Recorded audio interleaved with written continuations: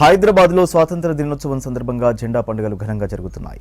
ఉస్మానియా యూనివర్సిటీలో వేడుకలు నిర్వహించారు. OU arts college incharge VC Danakishore పోలీసుల గౌరవ వందనాన్ని స్వీకరించి జాతీయ జెండాను ఆవిష్కరించారు. రాష్ట్ర యూనివర్సిటీ అభివృద్ధిపై ప్రసంగించారు దానకిషోర్.